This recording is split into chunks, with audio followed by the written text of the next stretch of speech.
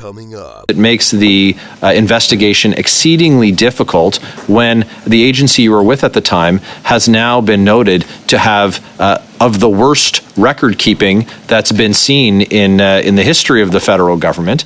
This is from a line of questioning from Mr. Barrett at one of our last meetings around the invitation to dinners or activities with vendors. You said, I quote, "My issue isn't talking. I'm rather good at running my mouth." Now, I take that to mean I'm pretty good at telling tall tales. During your appearance on November 14th, 2023, and again today, in your opening remarks, you stated, in relation to the two options for ArriveCan that were presented to you, that there was no company associated with the second option. And that's a quote from your testimony on November 14th. And this was in reference to the GC Strategies option, which I believe you reiterated again today. However, you had testified earlier, and you're testifying now, that you undertook work that would normally be done by designated IT professionals. Instead of calling in the designated IT team, you went and did it yourself. We know that you have previously been fined for threatening a fellow public servant. Is that correct? Let me stop you right there. Don't go there. Don't suggest for 1 minute these are fabricated text messages. By doing so, sir, you are now impugning the integrity and the character of the source of this information. Because we've been told that ministers haven't been involved in these discussions at all, and yet you seem to imply in these text messages that you know something about ministers that they wouldn't want shared at committee. The complainant said Mr. Doan said he was acting on the advice of CBSA's IT team, but this employee expressed skepticism. Who on the team gave you that advice? Identify names, please. But you said before that, my issue is what I want to say versus what I can say. So you were saying there are certain things you can't say that you want to say. So what are the things you can't say that you want to say? This guy's garage. Like and subscribe. To the last time that this witness appeared at committee last fall, that given the contentious nature of the evidence, that it would be prudent to have the witness sworn to tell the truth, and I'll be making that request again today. I was expecting that. I think Mr. Doan was probably expecting that as well. Sir? Thank you, Mr. Chair. Mr. Doan, with a hand on the religious text of your choice, well, you have two options. You can perform serment, an oath, or you can choose to make a solemn affirmation. What would you like to choose? I'll do a solemn affirmation. Solemn affirmation. So please repeat after me. I, Minh Doan, do solemnly, sincerely, and truly affirm and declare the taking of any oath is, according to my religious belief, unlawful. I, Minh Doan, do solemnly, sincerely, and truly affirm and declare the taking of any oath according to my religious belief unlawful. And I do also solemnly, sincerely, and truly affirm and declare that the evidence I shall give on this examination shall be the truth, the whole truth, and nothing but the truth. And I do also solemnly and sincerely and truly affirm and declare that the evidence I shall give on this examination shall be the truth, the whole truth, and nothing but the truth. Thank you very much, sir. Mr. Doan, sorry for the interruption. Please proceed with your opening statement. Good afternoon, Mr. Chair and honorable members of the committee. Like most Canadians, I would prefer to not make my health issues public. However, as a result of some comments made in this committee, this is no longer possible.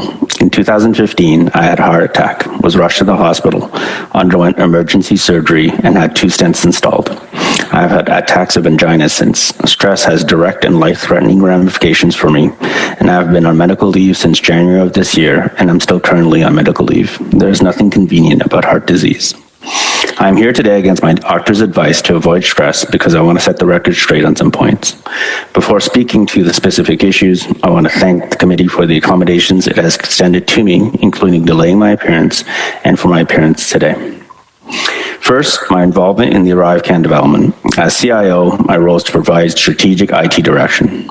My role was not to determine specifically how a program was to be delivered at an operational level. Once I made a strategic decision, responsibility for the technical implementation was delegated to a senior executive at the EX3 level to get the job done. Who chose GC strategies continues to be asked. The problem with this question is there are two questions and two answers, not one. I've already made clear at my last appearance that I picked a strategic direction to use in-house resources with staff augmentation. I'm accountable for that decision and I stand behind it. However, I did not decide on a company. When I was presented with the two options, the staff augmentation proposal contained only technical information and did not include any information regarding GC strategies. They were never mentioned, nor did I make any decision to specifically engage them. This leads me to the other important question that isn't being asked. Who brought GC strategies on board? How are they even aware of CBSA's urgent need for an app? Who asked them for proposals or mock-ups? Who had a relationship with them dating back years before the pandemic? That clearly was not me. In sworn affidavits recently filed in the federal court by Mr. McDonald and Mr. Utano, I quote from Mr. McDonald's affidavit, Mr. Utano was involved in exploring options to be presented. The internal group of which Utano was part of ultimately recommended GC strategies as the solution. With respect to Deloitte, I also quote from Mr. Utano's affidavit, Deloitte would have developed the application entirely within their operation, while GC Strategies would employ a series of external programmers who would develop the application such that the CBSA could operate and modify the application once CBSA personnel were trained. Those are their words, not mine. I had no telephone calls with GC Strategies. I've seen reported in the Globe and Mail that others had hundreds of phone calls with them, not only during COVID, but dating back 2 years before the pandemic even began. I did not attend any events with GC Strategies, nor was I even invited to these events. Bottler's initial report supports that I did not have a relationship with GC Strategies. It also noted conscious efforts by members of my team to hide information from me. Secondly, on the allegation that I moved files around to intentionally delete emails to hide evidence, this is false. I needed to change my laptop because the battery in my current one was failing. When transferring files from my old computer to my new one, files were corrupted and the emails were lost. I personally reported this to my team to attempt recovery of the emails. I believe CBSA still has these laptops and files in their possession. Everyone knows emails do not solely reside on a particular computer or laptop. They are delivered through servers where they are usually backed up. In the case of CBSA, the servers in question are under control of another department, Shared Services Canada. More importantly, all recipients, senders, and people on CC would still have copies of their emails with me and could have produced them as required. Neither I nor anyone else can delete other individuals' copies of emails. The loss of emails from my laptop would not result in them no longer existing anywhere else. As a member of the executive team at CBSA at the time, I accept responsibility for the institutional and public service accountability for what occurs within the organization and learn from the findings and recommendations when policies and programs are not proceeded with according to the rules in place, as was highlighted in the OEG and OPO reports. At the same time, when I delegate a task to be completed by those under my authority, particularly to individuals at senior executive EX3 levels, I should reasonably be able to expect that they will do so in accordance with all applicable standards, laws, and regulations, that they will flag to me things that require my attention. This is core to how delegation works. In this case, it appears my trust was misplaced. In hindsight, knowing what I know now, I should have asked more questions and challenged more of those reporting to me. For those failures, I take full responsibility. Thank you.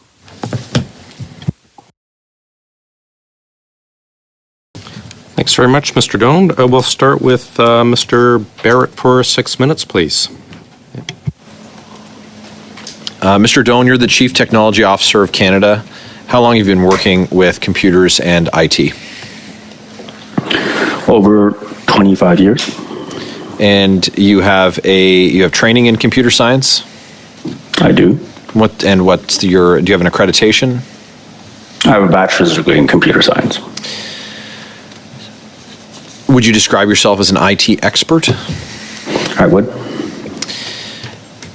You know how to code, secure data, program, you understand how computer networks work or operate? I haven't coded in quite a while, but I do. So there are investigations now ongoing about the missing emails, deleted emails.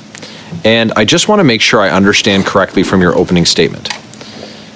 Your contention is that because you switched the battery out in your laptop, thousands of records were deleted.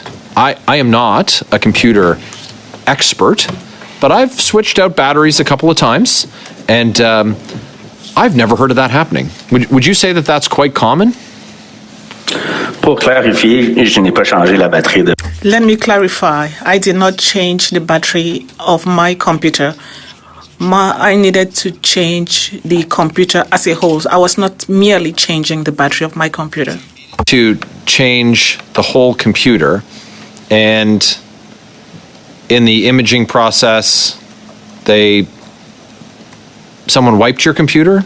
I just don't understand. This is not something that that I've heard of. Usually, there's quite robust processes. The IT staff here at the House of Commons, for example, in my experience with IT working with Department of National Defense, I've never heard of anything like this, and it's just it seems incredible to believe that that's the story that you'd have us accept today. But it's incredibly convenient for you that these documents are missing. So how is it that you're both the victim of something that's exceedingly rare, but also the beneficiary of something that's exceedingly helpful for you? Thank you for the question. Corrupt, what the technical term is corrupt PSTs. Corrupt PSTs are actually not exceedingly rare, fairly common. It's actually so common that Microsoft put a tool in every Windows computer to fix them. In terms of what you say, it is absolutely correct. You get a new computer, it is imaged, but in transferring, no different than if you were to get a home computer on a new home computer, you would want to transfer files from your old one to your new one. So in that transfer, that is where the corruption occurred. So it was fairly standard. You transfer files over and there was a corruption. That's what occurred. So as Chief Technology Officer of Canada,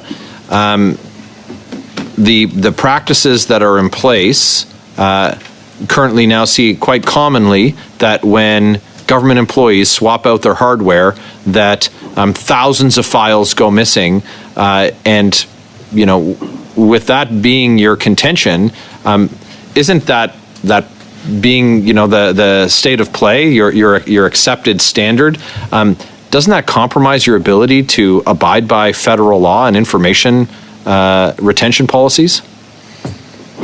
So when this occurred, I was not the Chief Technology Officer of the Government of Canada. I was the CIO of CBSA. And in terms of the question that I failed to answer earlier, you asked, is it convenient for me? I don't know how having my files corrupted would be convenient to me in any way at all. So in terms of your other question, how often does it occur and is it a common occurrence? I think corrupted files is a common occurrence. How often does it occur when different government employees change laptops or computers and that occurs? I could not speak to that. A minute and a half. The destruction of emails and other documents, of course, are relevant to the information requests as it relates to allegations about your involvement in the $60 million Arrive scam and involvement with GC Strategies. Of course, the destruction would be to your benefit if you were attempting to cover up your activities, attempting to camouflage things that you had done. We've seen in the past, prevarications by you at committee, and we found that the main contractor, the favored contractor, also lied before committee. The Information Commissioner of Canada is investigating you destroying these documents and evidence. Have you been interviewed as part of that investigation? No, personne m'a contacté de ce. No, no one has contacted me from that office. To come back to what I said at the beginning, the fact that there was corruption of files are no longer on my computer, it doesn't mean that those emails don't exist any longer. All those emails exist in email boxes of all those who received emails from me. It's the same for any of you members. Dozens, if not hundreds of other people's computers. It makes the investigation exceedingly difficult when the agency you were with at the time has now been noted to have of the worst record keeping that's been seen in the history of the federal government. It's again far too convenient and simply not believable what you're offering, sir. I'm afraid that is our time. Mr. Jouari, for 6 minutes, please. Thank you, Mr. Chair, and thank you, Mr. Doan, for coming to the committee. A couple of quick questions, and then I want to go to the emails. First of all, I'm sorry to hear that you had health issues. It is unfortunate. Can you confirm that you have received the accommodation for appearing in this committee as you had requested? I can confirm that. Thank you very much. Thank you. And can you also confirm that everything that you have so far said to this committee has been honest and has been truthful? I also confirm that everything I've said so far has been honest and truthful. Yeah. So you also, in your opening remarks, you talked about Mr. McDonald as well as Mr. Utano testimonies, and you read from their testimonies, and you believe that their testimony is truthful and it's against what's been said about you? To clarify, it was not, I didn't read that from testimony. That was from affidavits, sworn affidavits from their part with the Federal Court of Canada. And in their affidavit, basically, are they, as a clarification, are they supporting your testimony, or they're disputing your testimony? From their affidavits, they are supporting. The question that keeps coming back is who picked GC Strategies and who knew them, who contacted them. And as I quoted, and I'm happy to quote again, it is ultimately recommended the GC Strategies as the solution. That would have been Mr. Otano. Okay. Thank you for those clarifications. Now, I want to go back to the email, and I'm going to draw on an experience that I had recently. Our computers all went, my personal computer, when I was doing an upgrade on a computer, all my Outlook files were saved in an Outlook folder, and that was backed up. And when I got my new computer, those files were transferred, and then I brought up Outlook, and it came up. Now, as it relates to my work computer, I did not touch it because basically someone from IT came, took my computer, and they went and did the re-imaging. We got a new computer coming back. They came back to the office. They spent about 30 minutes with me. They make sure everything is up, and they validated it. So I didn't have access to any of my files to be able to do a transfer similar to experience that I had when I brought my own. Why would you, given the fact, and I understand the fact you're IT savvy, why wouldn't you go to the IT and tell them, hey, look, here's my computer, the battery is dead. Can you get me a new computer and please take care of it? I wouldn't assume CIO of a department will have time to be able to go and do all of that on their own. Can you clarify that, please? Yes, of course. As was previously alluded to, I've been in technology my entire life. I'm a proud technologist. I'm a proud geek and nerd around that. And part of the IT team that reported to me, and many people will attest, they are also, those that provide VIP service are extremely busy, providing help for the other vice presidents and DMs of the agency. So anytime I could on my own solve what I believe to be a fairly straightforward thing, such as a file transfer, I would do that. I understand. Somehow you seem to have access, as a CIO of CBSA, you seem to have access to the file that was saved on the Outlook folder within the Government of Canada, CBS, whatever that folder is called. Does everyone have access to similar folder? I'm familiar with the setup that you talked about, that in terms of what we would call traditionally a network share or a common share, where in your case, the files would have been saved. Here, this was a file these were files that I wanted to transfer from my local computer to the new computer I received. So these were not from what you were referring to as a network drive. Okay, so those were the files. So are you telling me, am I right to understand that you had saved work-related files on your personal computer, on a personal folder? I just wanted to make sure, because I'm not an IT guy. I understand IT, but I'm not an IT guy. I had both. I had, as I mentioned in my opening statements, all emails are backed up on servers, and those servers are managed by another department. They're not managed by my team. They're not managed by the agency. So I have those backups. We also have backups of network drives, and those are managed by the CBSA IT. And I had my local files as well that I wanted to transfer over, maybe any kind of documents or pictures of my children or other things. Yeah, so with 30 seconds to go, were you keeping Government of Canada emails on your local folder drive, and over thousands of emails all of a sudden got corrupted as a result of that? Just a yes or no. No. Thank you, sir. I don't understand that. Thank you. Mr. Doan, last time you were at committee, you said that your role was IT, not procurement. Which is something you've reiterated today. The Auditor General found that CBSA failed to use their procurement directorate to procure GC strategies, but instead the Information Science and Technology branch worked directly with PSPC for contracting it. If, like by your own admission, you're not a procurement expert, why did you elect to not use the procurement experts in the CBSA procurement directorate?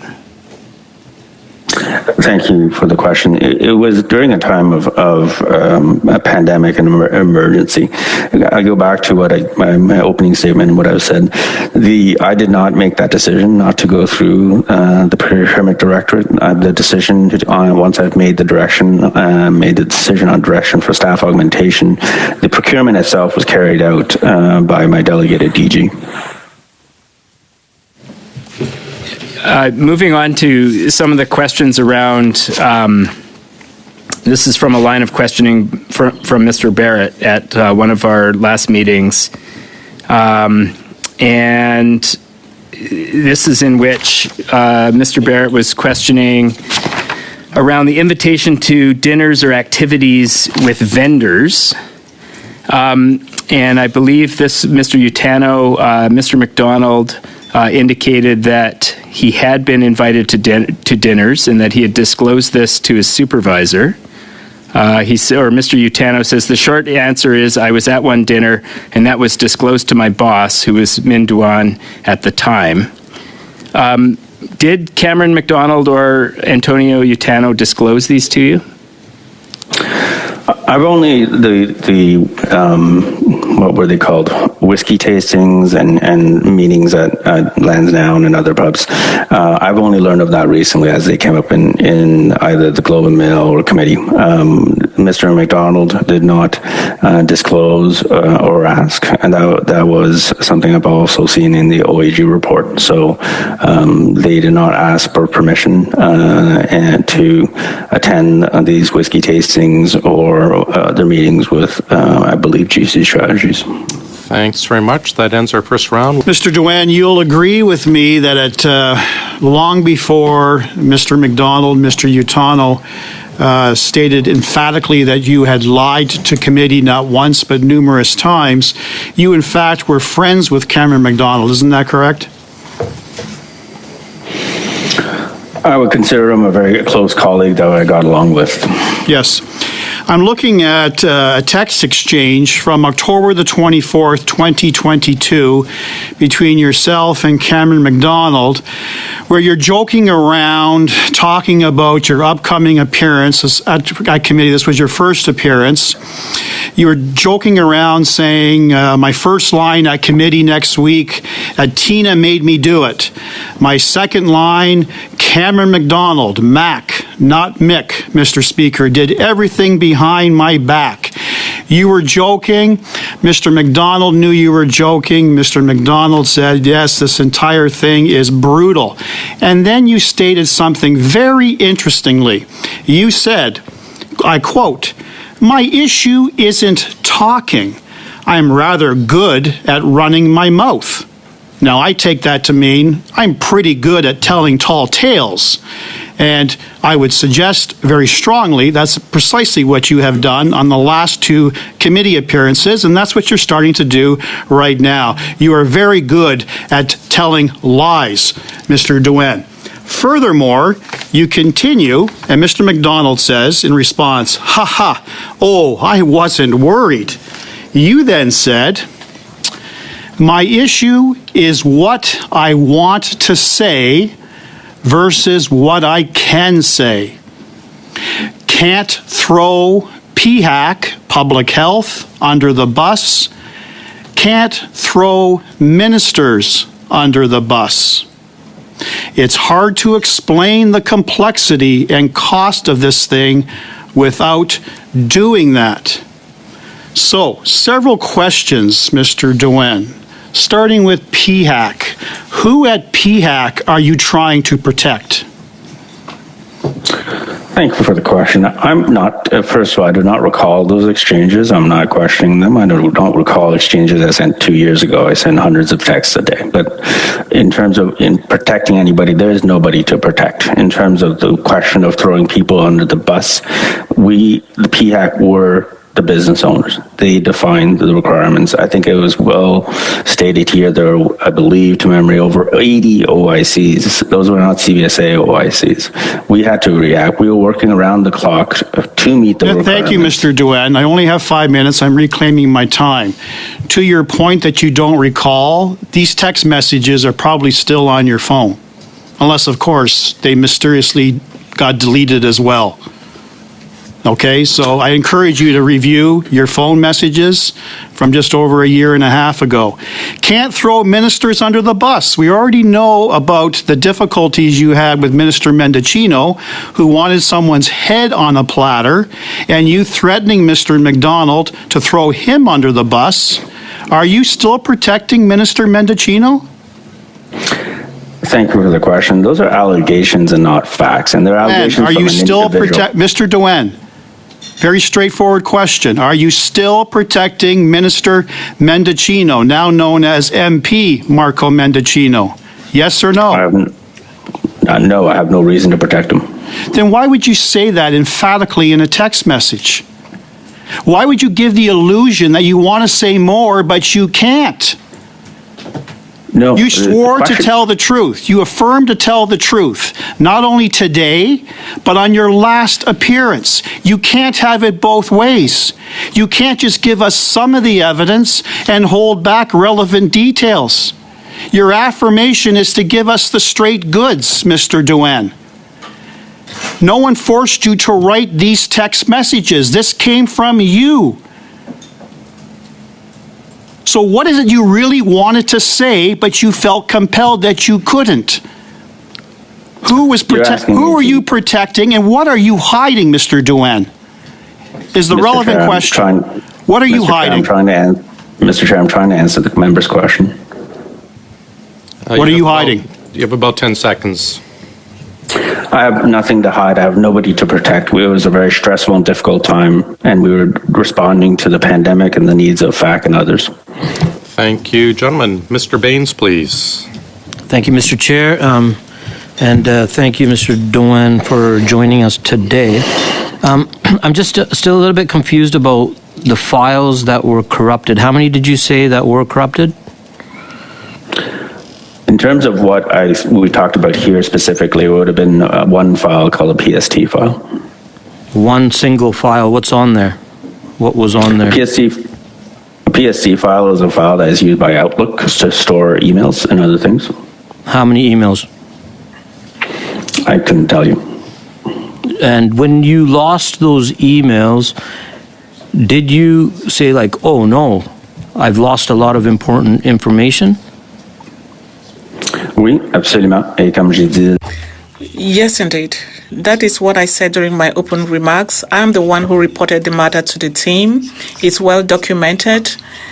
I asked that they immediately start the process to recover the emails. It's in email. I asked them to use either internal tools, services from other groups within the agency, such as the internal investigation, who I assume have extra tools to do this type of work. Okay, and I asked them to conduct shared services.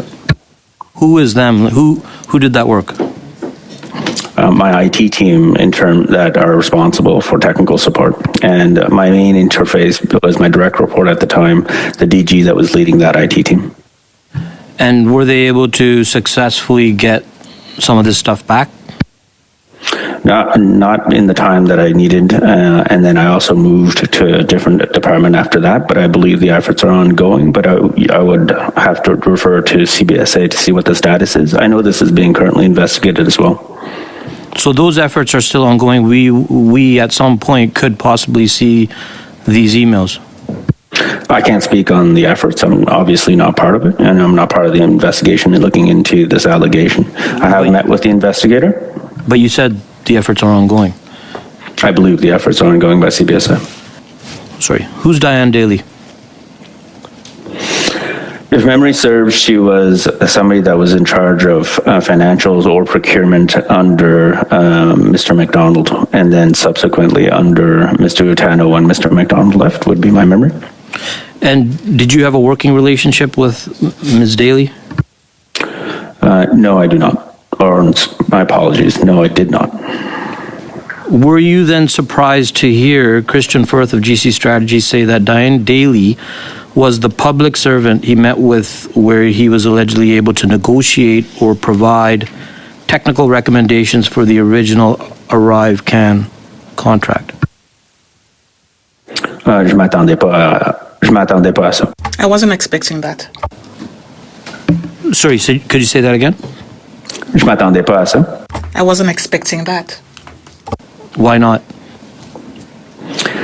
I would, following the testimony here, I would have thought that he would have dealt with somebody a little bit more senior in terms of dealing and negotiating things around contracting. So Ms. Daly was a junior level officer in her work? I can't tell you from memory. I didn't interact with her. I can't tell you from memory what level she was exactly. But if memory serves, she was not even an executive role. So she, in terms of specifics, she was not even what we would call an EX1. But I may be wrong there. She may have been acting. So who would be the appropriate person Mr. Firth should have been talking to? Talking to in terms of what, in what context? You just said that you didn't expect that because you wouldn't expect him to meet with someone at her level. It would be somebody else. Who would that other person, the appropriate person, be to work on something like negotiating a contract or providing technical recommendations for this Arrive Can? I think what the OAG and others have shown, to answer your question, is that I don't know that there were a lot of appropriate contacts, but that's just based on what I've seen in reports in the Globe and Mail. In terms of also what I've seen in testimony and evidence is that his usual contacts would have been more Mr. McDonald and Mr. Otano. Thanks, Mr. Chair. Just returning to this question of dinners and entertainment with Arrive Can contractors, and getting back to Mr. Utano's response to Mr. Barrett at a previous meeting, he says, the short answer is I was at one dinner and that was disclosed to my boss, who was Minh Doan at the time. In fact, my boss was present. Mr. Doan, were you indeed present at this dinner with Arrive Can, at least one Arrive Can vendor? Thank you for the question. I was at a conference in Washington, D.C. that was put on by Amazon Web Services for public sector. At the end of I had approval from my superior to attend this conference, as was Mr. Utano. We were using AWS as our cloud service. And at the end of the last day of the conference, it was presented to me that there would be a group dinner with the Canadian delegation. So myself and Mr. Utano attended that meeting meeting with AWS. They picked up the tab in the moment. I didn't push back. And because of this, I did not claim my meal for that dinner as part of my travel expenses. Dinner disclosed as per the rules for disclosure? It was part of a conference, and it was at the end, a conference that I had approval to attend, so I did not disclose that afterwards. So you had approval to attend the conference, but not to go for a dinner with an ArriveCan contractor who subsequently picked up the tab for that dinner. I guess it seems, if the rules are that you have to disclose when vendors buy you dinner, in this case, very clearly the vendor bought you dinner. It happened to be at a conference, after a conference, actually. Like, do you feel that you were acting within the bounds of the disclosure rules? In terms of the conference, it was something that I had approval to. But to answer your question, it is something I regret. I should not, even in the context of a group setting, as part of what was presented as a Canadian delegation, I should not have accepted that dinner, and I should have disclosed it. Thank you very much. We'll now go to Mrs. Block, please, for 5. Thank you very much, Chair. Mr. Doan, you have appeared at this committee twice before, and unfortunately, you have been evasive and refused to clearly answer direct questions, and we're seeing that again today. This has resulted in you asserting falsehoods, which have been refuted since your last appearance by witnesses that have since attended this committee. During your appearance on November 14th, 2023, and again today, in your opening remarks, you stated, in relation to the 2 options for ArriveCan that were presented to you, that there was no company associated with the second option. And that's a quote from your testimony on November 14th. And this was in reference to the GC Strategies option, which I believe you reiterated again today. However, Mr. Doan, we have been given the slide decks of the 2 options which were presented to you, both the Deloitte slide deck and the GC Strategies slide deck. And what we can see on the Deloitte slide deck, there is no logo or anything to indicate which company is behind that option. Yet you knew that it was Deloitte. On the GC Strategies slide deck, there was the logo of their primary subcontractor, Distill Mobile. Yet you claim to have had no knowledge of which company was responsible for this option. Why did you lie to this committee at that time? Thank you for the question. My opening statement, I was very specific that there were no mention of GC Strategies. I did not say there were no company logos. I did hear testimony about this Distill Mobile. When I went back into the records after hearing that testimony, there are many versions of that particular deck that you spoke of that was developed in a very short period of time. There was early on Distill Mobile, which it's not GC Strategies. And should I have known that Distill Mobile was the subcontractor at that time of GC Strategies? I did not. And then you will also see in evidence that I believe CBSA can or has provided that subsequent to the different versions that were coming fast and furious, the later versions of that deck, the Distill Mobile logo mysteriously disappears as well. But in my opening remarks, I did not say that there were no company logos. I specifically said there was not a reference to GC Strategies. Correct, and I would suggest that that is just an example of an evasive answer, which you could have provided at the time. In your opening remarks or in response to a question earlier in this committee, you indicated that as the lead on this team, you should have asked more questions, that this was your team, that you take responsibility, and yet it would seem that you continue not to take responsibility and provide evasive answers to the questions that you are being asked. During your appearance before this committee on October 24th, 2023, you indicated that your hiring at Treasury Board was through a competitive process.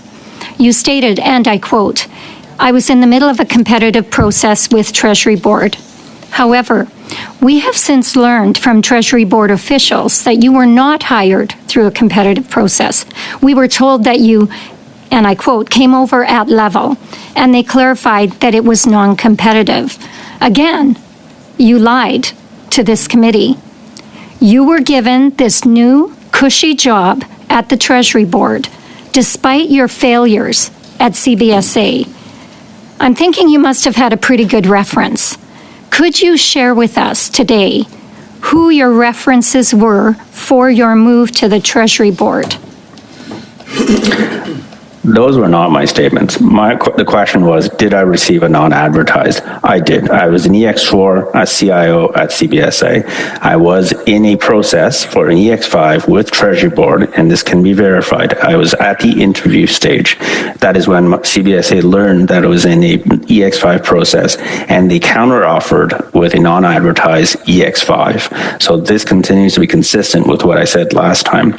Then when I moved over to as the Chief Technology Officer, it was a lateral. It was not a promotion. It was a lateral move. I was already in the X5. Mr. Chair, That is I our asked. time, I'm afraid. Ms. Atwin, please. Thank you very much, Mr. Chair, and thank you, Mr. Doan, for being with us. I'd like to go back to the text message exchange that Mr. Brock was referring to. I'd like you to expand, if you would be able to, this idea about not being able to throw PHAC under the bus or throw ministers under the bus, and specifically the part about it's hard to explain the complexity and cost of this thing without doing that. Please, for the sake of all of our understanding, can you explain the complexity and cost of this, and specifically what you were alluding to? Again, you don't remember this exchange, but I think you can read into it now that we really like this information. So could you please explain that? Thank you for the opportunity. So as a matter of principle, I don't, throwing people or blaming people without merit is not part of who I am. Last time I was here for 2.5 hours under oath, I still did not blame anybody. So the complexity of this application, there was 177 versions.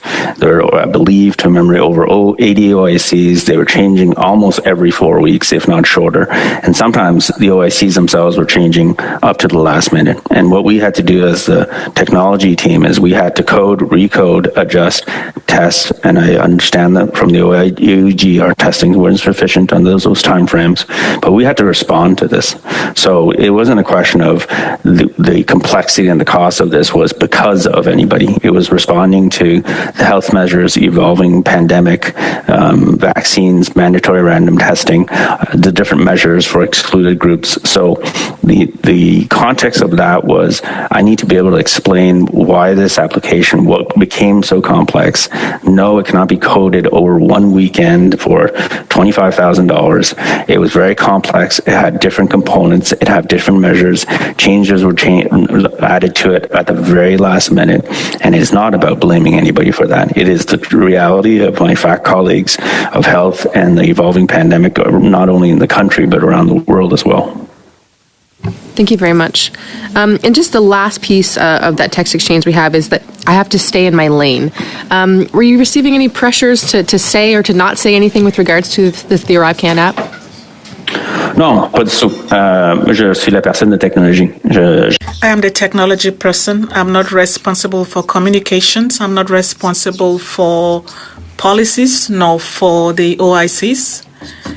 I can't speak to health measures. So for me, I was really going to talk about technology. I cannot claim to know the other issues that had to do with the OICs. There were so many OICs that was not within my domain of expertise. So I wanted to focus on my domain, which is IT. And we mentioned, earlier that you clearly had a friendly, I would describe, relationship with Mr. McDonald, or you mentioned it was a close colleague. How would you describe your relationship now with Mr. McDonald? Listen, because of allegations that were made in this forum more than once, it has, as I said, directly affected my health.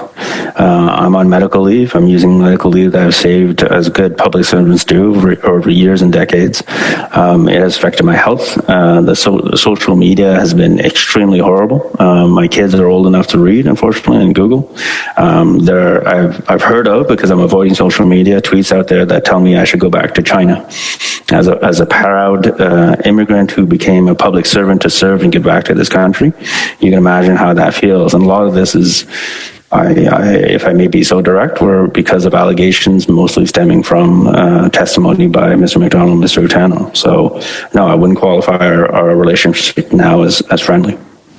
Thank you, and I'm sorry to hear about those comments in particular. You mentioned in your opening statement that there's a conscious effort to hide information from you. Who is doing this, and what kind of information do you believe is being withheld from you?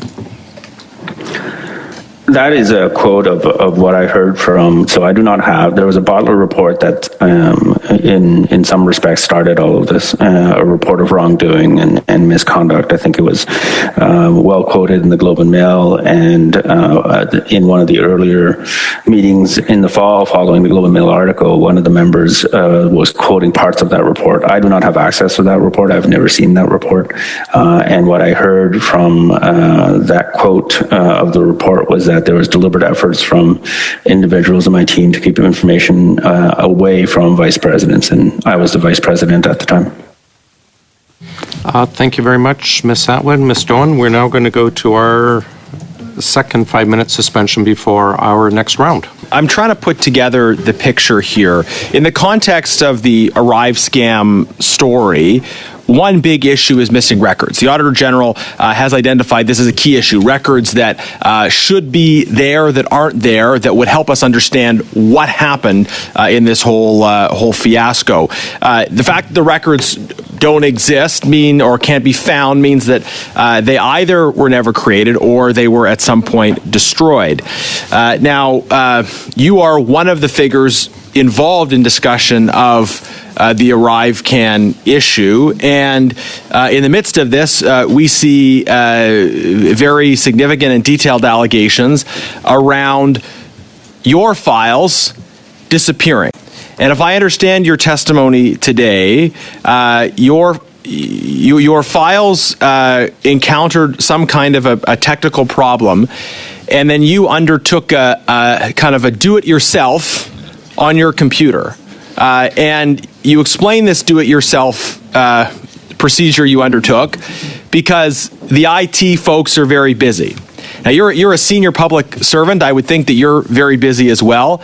It would seem odd to me if a CEO at a big company said that he's just going to schedule his own meetings because his secretary and scheduler are very busy.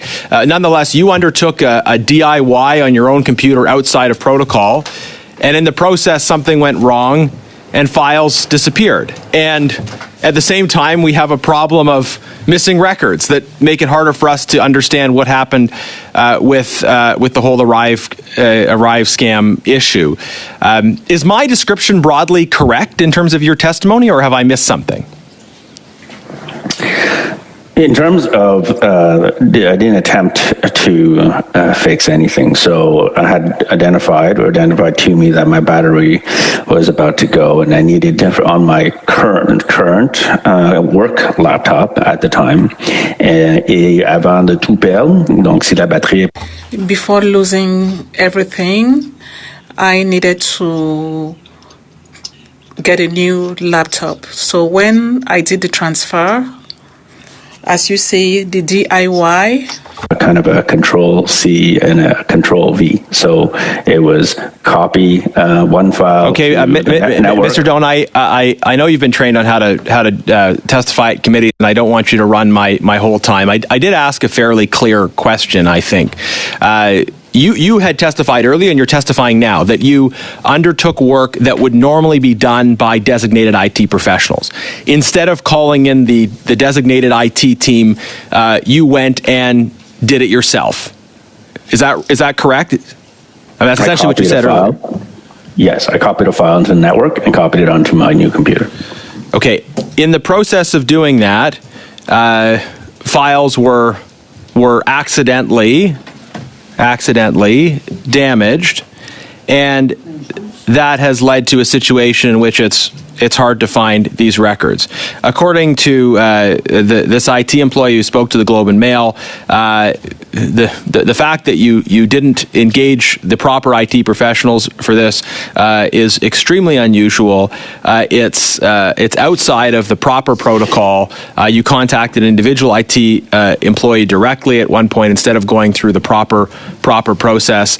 I mean, how are we to find you credible, sir? And I want to give you the benefit of the doubt here, but how are we to find your testimony credible that, given how central missing records is to this whole story, that you, one of the central figures in this story, undertook to go outside the normal protocol to manipulate things on your computer on your own, and in the process, files were corrupted and disappeared? Like how are we to believe credibly that you were just trying to save the folks in IT some time as a senior manager, and something just happened to go wrong?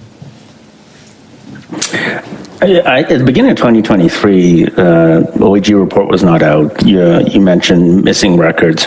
Missing records was not a discussion or a point at that time. So to imply that I would have done anything specific for missing records, I didn't. In terms of the IT sir, that timeline has no relevance at all. I'm almost out of time.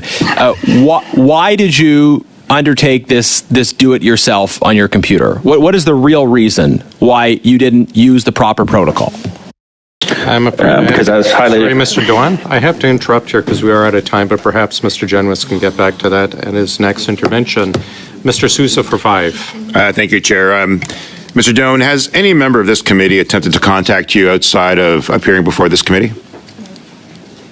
No. Have you shared any information with any elected officials around this committee or within the ministry? Elected officials, that being? Has any minister attempted to talk to you or direct you to make a decision or prepare you for today?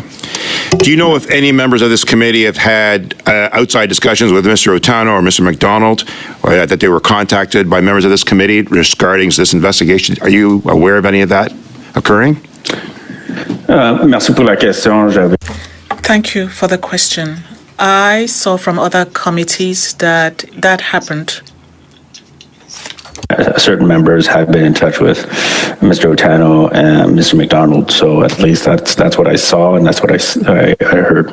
So you're aware that CBSA has been investigating Mr. Otano and Mr. McDonald. Of course, there was a preliminary statement of facts that was divulged, I believe, to members of this committee prior to others being available. Do you know of that? Are you aware of that content?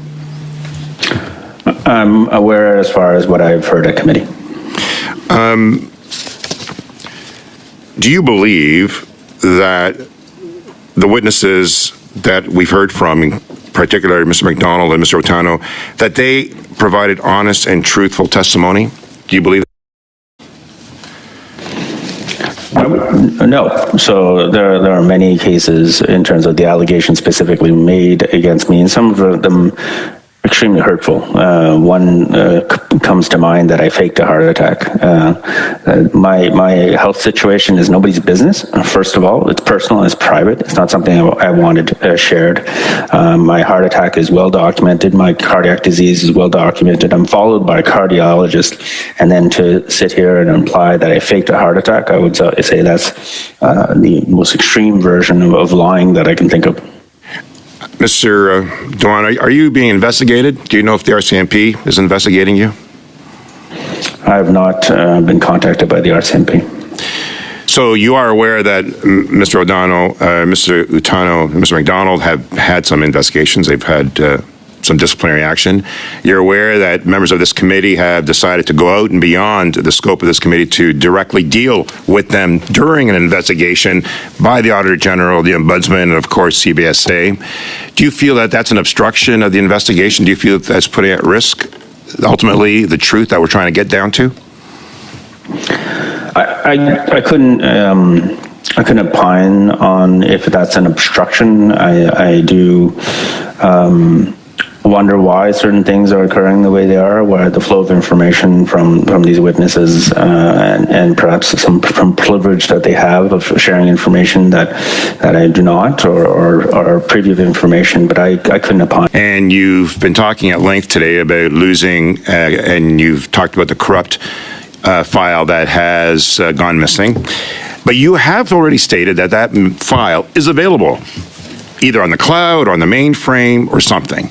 So advise this committee what is required now to retrieve the missing file that exists. It doesn't exist on your computer, but it exists elsewhere.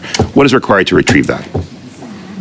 Thank you for the question. So to my knowledge, CBSA still has my old laptop and my new laptop, including any files on there. There are quite a number of recovery services available, either the private sector and others, to recover files and hard drives that have even been burned. There are services available. What services CBSA has undertaken so far, I can't speak to. I'm not aware of, although I know there's an investigation. And I think more importantly, as I said at the beginning, these emails do not only exist on this laptop. Anybody I sent an email to, anybody CC'd would still have copies. Anybody that sent me emails that they would like to provide as evidence, even if they were assumably gone from my laptop, they could provide, say, I sent this email on this date to Mr. Doan, and all these other people CC'd would have a copy as well. So there are a number of measures possible, as well as some of the backups that would be available on shared services servers, because email was not managed by CBSA. So if we were to seek out and reference that file in the name of McDonald Doan, we can find it. It's available to us? I would defer that to CBSA and where they are in the investigation. Thank you, Mr. Chair. Thank you. Mrs. Vignola for 2.5. Merci, Monsieur. Thank you, Chair. The committee's serious about getting copies of the emails. All we have to do is order the production of the emails from shared services, from wherever the server lives, and they're compelled to produce them.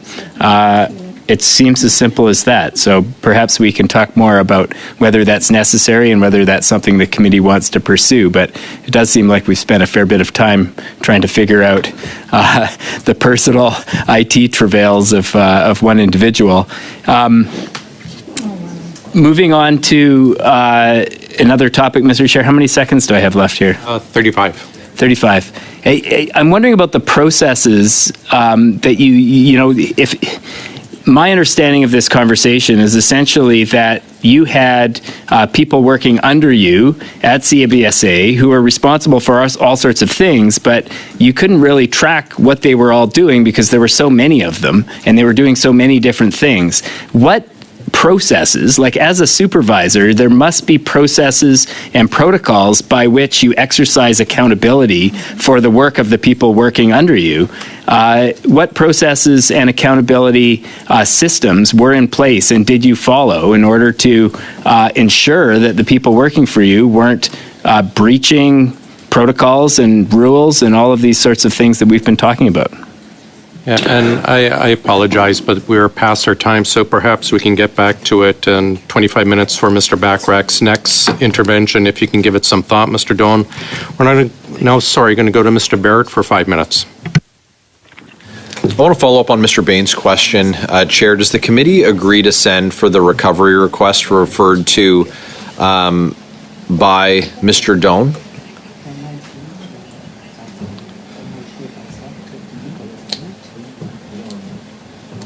Yeah, okay. Great. So, Mr. Doan, I want to be clear about the job that you're in now, the Chief Technology Officer of Canada. Did you get that position through a competitive process, yes or no? No, it was a lateral. It was a lateral move. When you're looking for a promotion, you have to compete for it. A lateral move, there's no competition because I'm not changing levels. So when you went to the Treasury Board, it was a lateral move? I was an EX5 at CBSA when I left. So that is a level of executive. And when I moved to the Treasury Board, I stayed an EX5. I didn't move levels. I did not change levels. I don't understand, because when you came before committee in October of last year, my colleague, Ms. Kuzi, asked you this very question. She referred to it as a substantive process. But in response, you said, and I quote, "I was in the middle of a competitive process." Merci beaucoup. So I mean, we've heard your answer today, and we've heard your answer then. Your answer has changed. I know the answer is that it was not a competitive process because we have that testimony from that TBS already, from the Treasury Board Secretariat. It's very interesting. Who were your references for that change in jobs? Just the name of who your references were, please.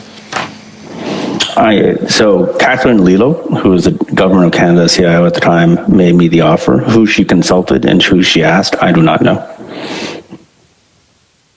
Job. I would presume it would have been my deputy minister at the time. And who was? At the time, it was when I moved over, Ms. Erin O'Gorman, and the one she probably would have talked to my previous deputy minister as well, which was John Ossowski. And so this job wasn't publicly advertised? It was not, to my knowledge, publicly advertised. Okay. You took issue previously with testimony from Mr. Cameron McDonald that during a phone call that you had threatened him. Do you remember refuting that you had threatened him? I do remember that allegation. Remember saying that you hadn't threatened him? He was in a different department. He wasn't even working for me anymore. I was calling him. So yes or no, did you threaten him or did you not threaten him? No, I did not threaten him. We know that you have previously been fined for threatening a fellow public servant. Is that correct? That is incorrect. It is incorrect? That is incorrect. So have you ever had any allegations of you making threats against another individual? I have a personal matter that was brought to my attention, and a family matter that I did not disclose, but I had never threatened another individual, another public servant. Okay, did that matter come before the courts? No, it did not. In the reporting process with respect to Mr. McDonald, did Ted Gallivan ever speak to you about the threats against Mr. McDonald?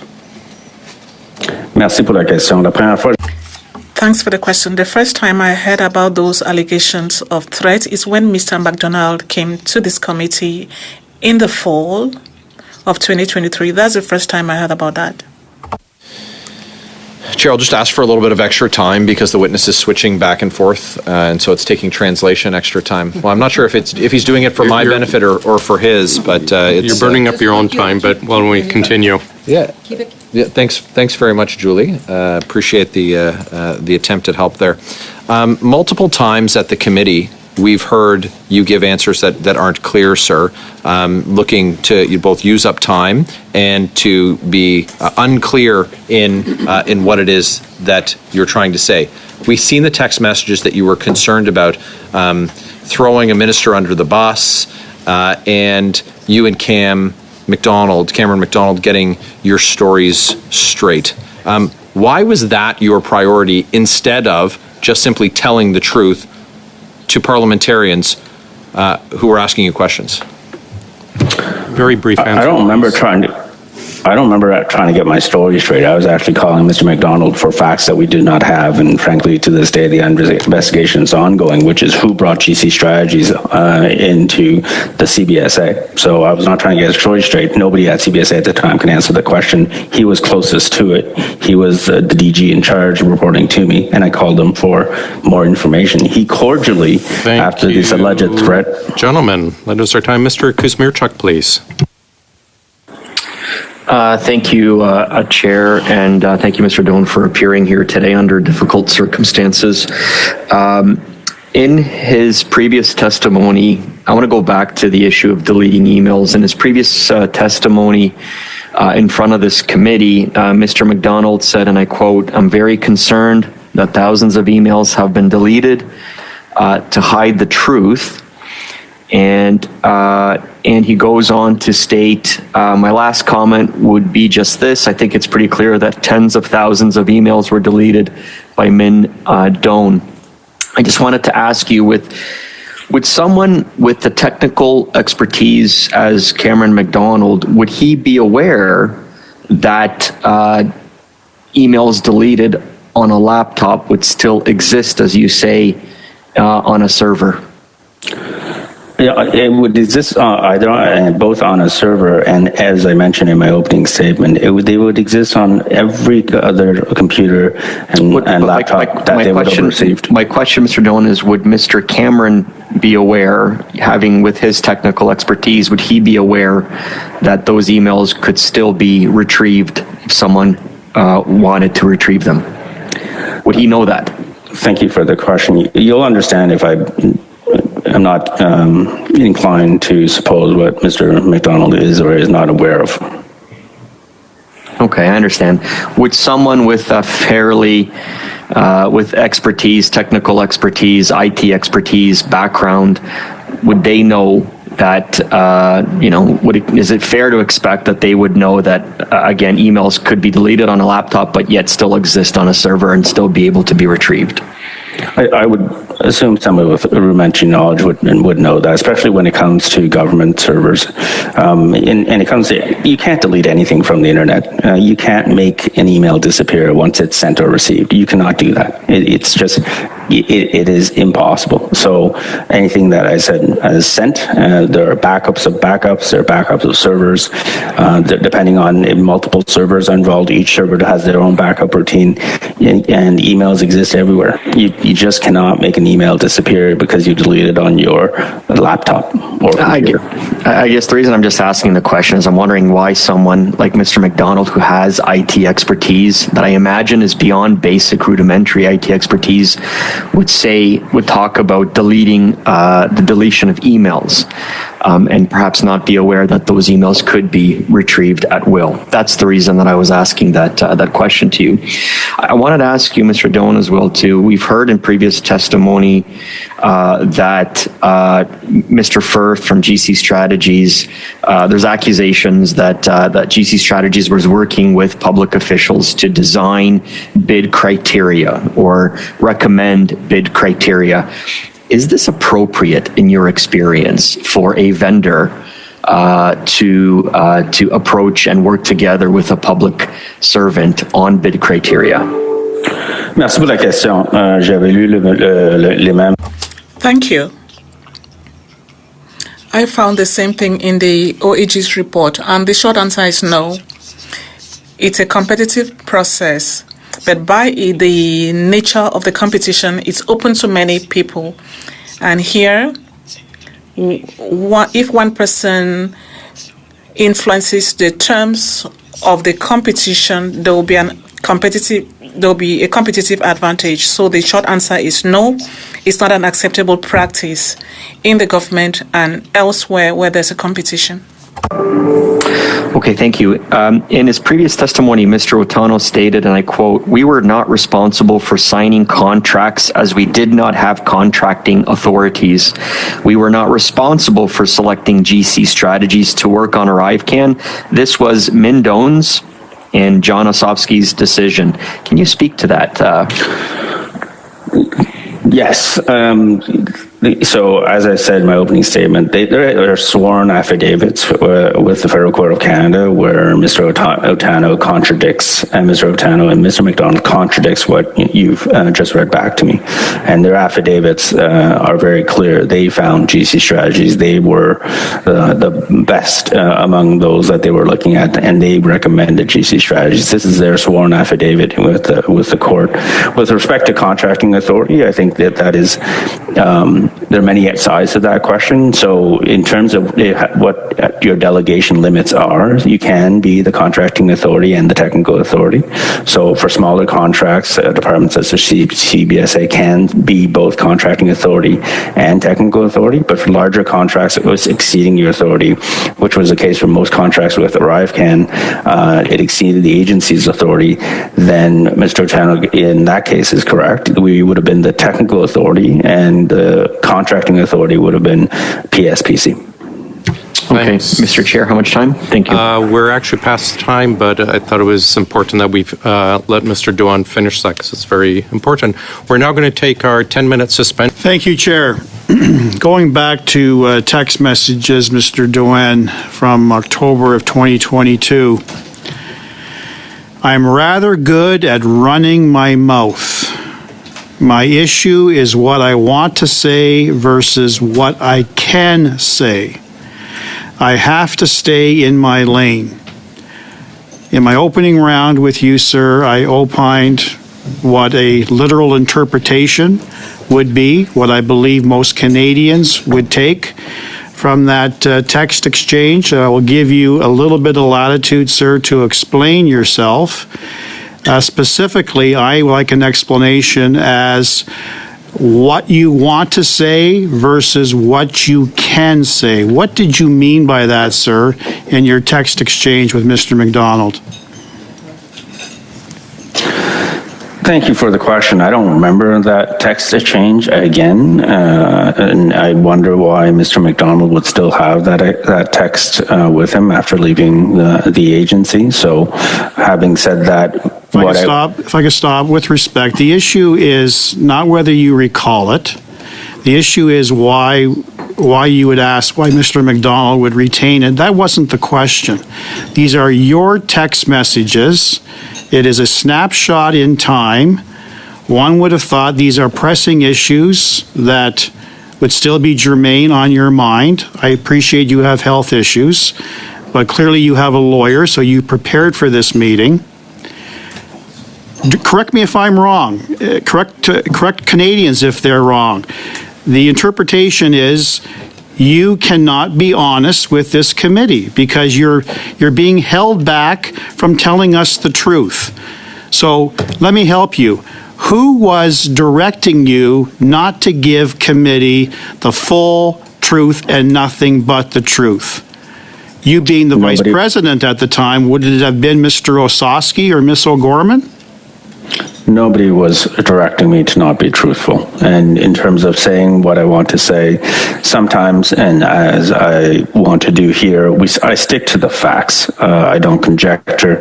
I don't give opinion. I'm not here to give opinions. So the question there, and these are alleged texts, I must say. I don't have these texts. These are alleged from the same individual. Let me stop you right there.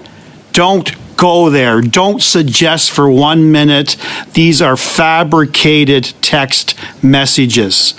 By doing so, sir, you are now impugning the integrity and the character of the source of this information.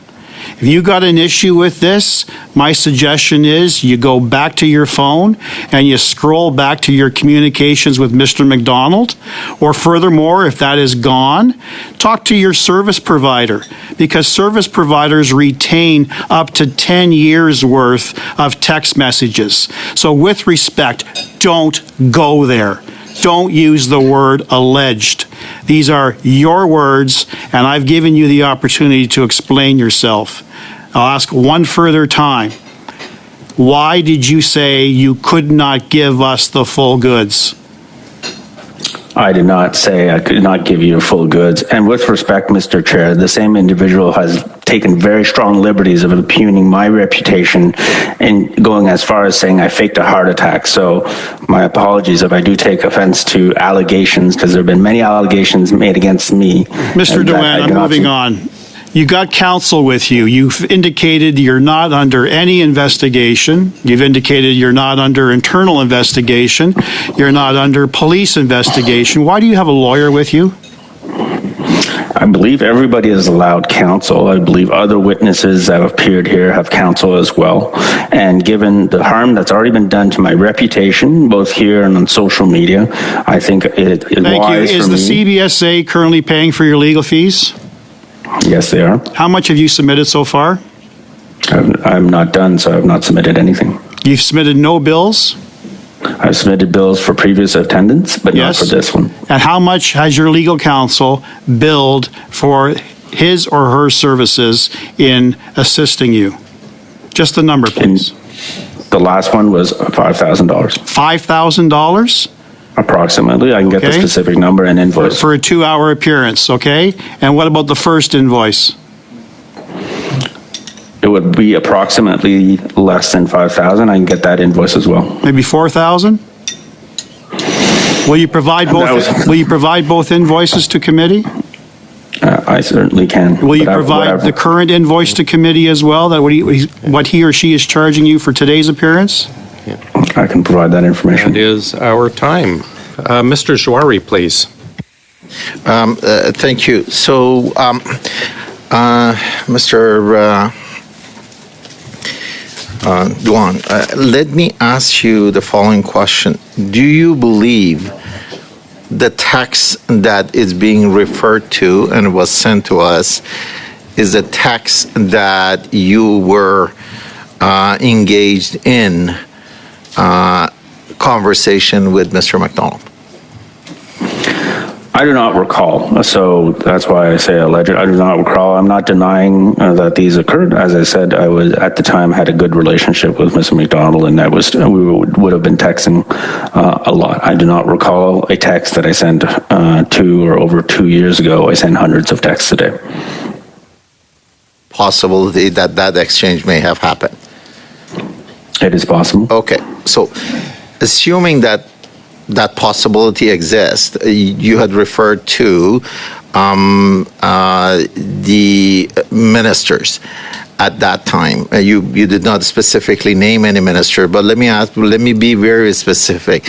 Did at any time, directly or indirectly, Minister Mendicino at that time and MP Marco Mendicino now influence or ask you to throw anybody on the bus or make a decision on any of the solutions that CBSA was going through?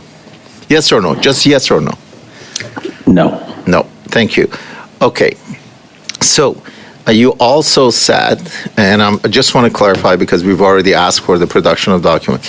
You said the folder that you held, you uploaded into the network, and then you downloaded it, and it was during the download that it was corrupted, and that issue was resolved. So therefore, that folder is available on the network, and we are asking for that folder to be, the emails on that folder to be made available, correct? Un point de clarification, je ne sais. Point of clarification. I don't know if it was resolved. I don't know if the agency, during its investigations, were able to recover those files. So that's the only point of clarification I have to make on what you just said.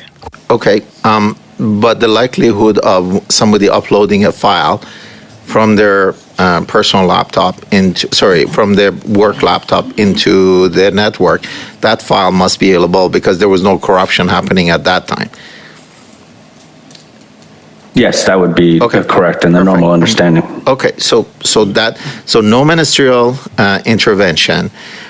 You acknowledge the possibility of having had that conversation with Mr. McDonald, and also you've guided us to a source that we could look at those emails. You don't recall how many they are. Apparently witnesses have made claims, but as soon as we look at the files, we'll be able to understand the nature of the content as well as the numbers, correct? Yes, and even further than that, an ATIP into the agency would reveal, not even if there were emails that were no longer available on my laptop, an ATIP would reveal all emails that I would have sent and received to anybody at the agency or any other department. Asking indirectly us to do an ATIP for that. Okay, got the message. Now, going back and looking at the decision that was made by for GC strategy for ArriveCan, you also referred to the statement of fact to Mr. McDonald and Mr. Utano, and the fact that they had claimed that they were involved in making that decision, correct? That is from the affidavit from the federal court. And in the same federal court case, there was a decision, and at paragraph 6 of their decision, the court noted that Mr. Utano and Mr. McDonald were responsible for the initial execution and technical delivery of the ArriveCan application. That was part of the court's recent decision. With about 30 seconds to go. Do you believe that the reason that Mr. Otano and Mr. McDonald was trying to block the release of those documents was because of the nature of the testimony that they had provided? I participate in every single investigation, review, and audit that I've asked to because I have nothing to hide. So I've not tried to stop any investigation, review, or audit, and I don't understand or am not making any assumptions on why somebody would want to stop an investigation if they had nothing to hide. Thank you, John. People deal with it, who does learn from. Mr. Doan, have you read the Auditor General's report? Yes, I have.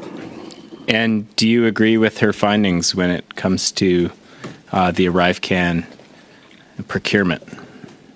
I agree with all her findings as well as that of the OPO. Thank you, Chair. My colleague, Mr. Brock, and others have spoken about a series of text messages between Mr. Doan and Mr. McDonald. These are two central figures in this issue. And Mr. Doan seems to be sort of disputing the potential veracity of these text messages.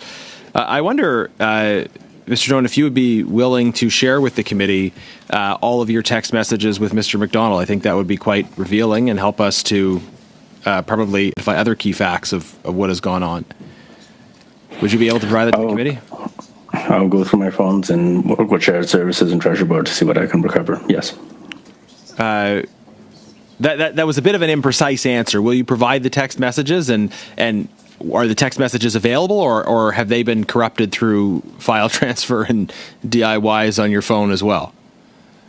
No, there was no corruption. But when you change departments, when you take your phone with you, that the common practice is the new department wipes your phone and configures it for the new department. Okay, well, I think it might be simpler if the committee just agreed to send for those text messages from you, as well as from Mr. McDonald, as well as from the government and the service provider. So we're essentially soliciting that information from everyone who has them. Is there any objection from the committee to that? You set a date. From when? Starting when? Well, August 20. Compared to what we've asked for, I don't think all of the text messages between these two individuals would be too exhaustive, and I suspect it would be useful information. Right. What I'm asking for is from what date? August 1990, August 2021. Well, when did people start using cell phones? Sure, 1990. No, you know what I mean. Like starting January 2020, starting the beginning of the pandemic. Well, okay, from 2018 until present. Sure. You fine with that, everyone? Yeah. Okay. Perfect. So be it. Now, further, in terms of these text messages, you said my issue, according to these messages, my issue is what I want to say versus what I can say.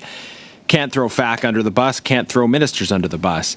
Is there information that you would have said that you can't say that would cast ministers in a negative light? Because we've been told that ministers haven't been involved in these discussions at all, and yet you seem to imply in these text messages that you know something about ministers that they wouldn't want shared at committee. No, there isn't. There isn't. So would you have said something like that, or implied that there was something in a conversation with Mr. McDonald? I think I answered that when I was answering another question. If the question is why there were so many changes, why does it cost as much, is because we were meeting the needs of other departments. Question. That's not the question. The question is about ministers. We have text messages, between Mr.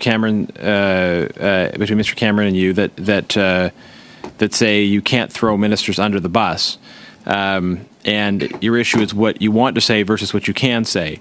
That would imply that you would like to say something that would cast ministers in a negative light, and you feel that you can't say it. But you're telling us now that you would have nothing to say regarding ministers one way or the other. So which is it? Were ministers involved or not? And if they weren't, what are we to make of these text messages?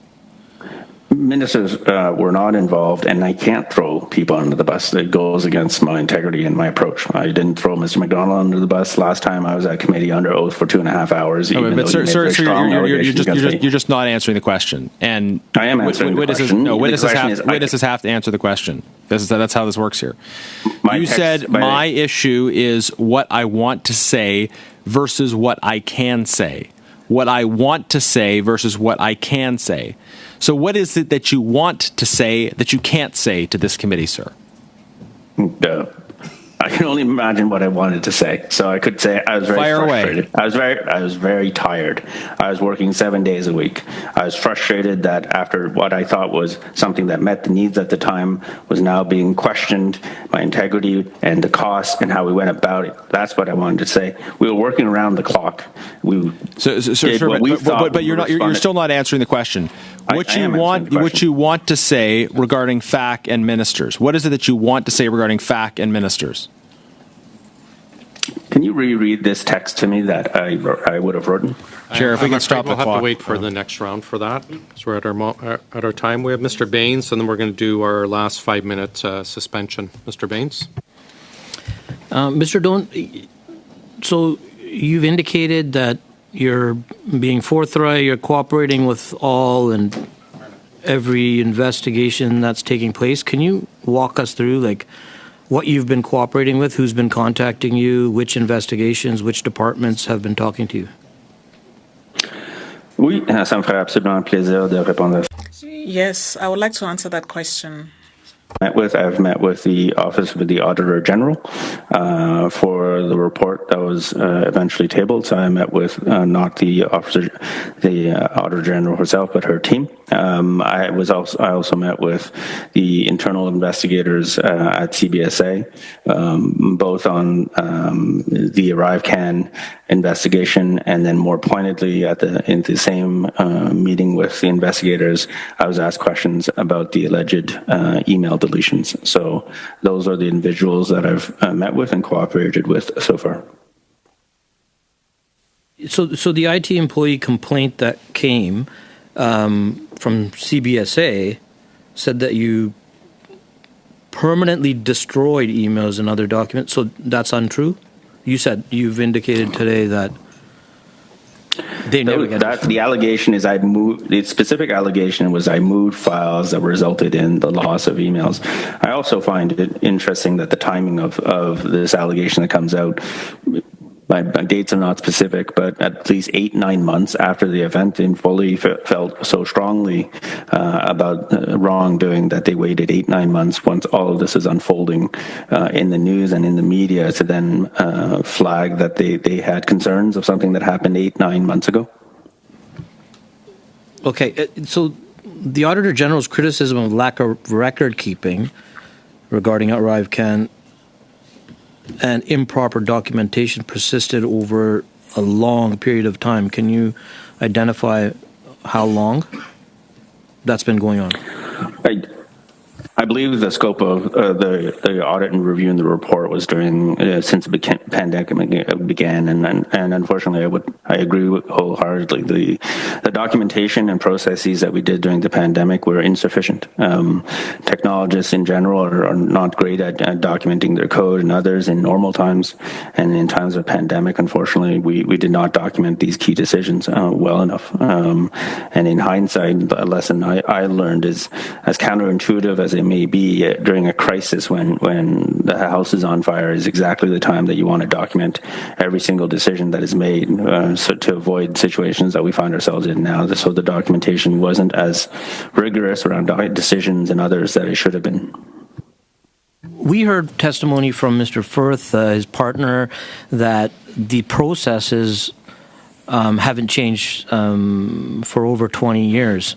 Is that accurate? I couldn't comment on Mr. Firth's opinion of processes. You know the processes. You've been there, you said, for 25 years yourself. So have they changed over the time? The tools available to the public service for record keeping, repositories have evolved absolutely over time. They've gotten better. Tools around collaboration for things like Office 365 and the cloud have improved. The processes themselves have been modernized through directives like the Directive on Service and Digital from the Treasury Board. So they evolve, perhaps not at the speed that we need them to, but they have evolved over, I believe your question was 20 years, if they have evolved and changed over 20 years. Has that modernization allowed for, misfiling or these kinds of intricate recordings to be found, that this is missing, certain things are missing and they're not there? There is always room for improvement. It doesn't matter if it's process or technology or both. There's always room for improvement. And unfortunately, there's a trust and verify as well. If you are supposed to use certain processes, it doesn't matter if it's contracting or procurement. But if somebody nefarious for whatever reason doesn't want to, there are sometimes ways to circumvent it. As technology evolves, there's less and less ways, and there's more controls in place, which I believe CBSA has started to put in place, controls and checks and balances that perhaps should have been there during the pandemic. But yes, the controls and the technology and processes are improving as we learn from these events. Thanks, Chair. Some loose ends, Mr. Doan. The issue regarding your legal fees, has that been paid by CBSA? Yes, it has. I didn't hear that. Thank you. Yeah, that's fine. Thank you. Now, earlier today, sir, you referenced some affidavits. And I think you were referencing affidavits pertaining to both Cameron McDonald and Antonio, correct? Oui, c'est correct. Yes. You specifically raised those affidavits because you claim, at least your evidence today was, that there was evidence in those affidavits to suggest that it wasn't you who selected GC Strategies, but rather either Mr. McDonald or Mr. Utano. Did I get that right? Yes, you did. Do you have those affidavits before you, sir, in that room? I have excerpts of it. I obtained it through my legal counsel. Okay. On the record, can you specifically identify what paragraph that relates to any evidence to suggest that it was Mr. McDonald or Mr. Utano who selected GC Strategies? Just the paragraph, please. Paragraph 12 from Mr. Utano's affidavit. I was involved in exploring options to be presented. I don't need you to read it out, sir. Sir, I don't need you to read it out. Just paragraph 12 for Mr. Utano.